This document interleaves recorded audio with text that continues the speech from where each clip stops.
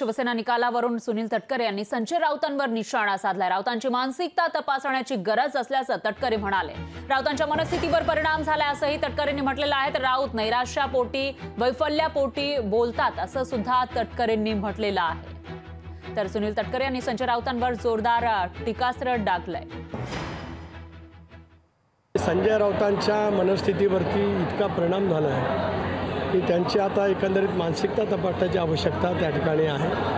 राजकारणामध्ये वेगवेगळ्या वेळेला का भूमिका घ्याव्या लागल्या त्याची स्पष्टता त्या ठिकाणी आहे।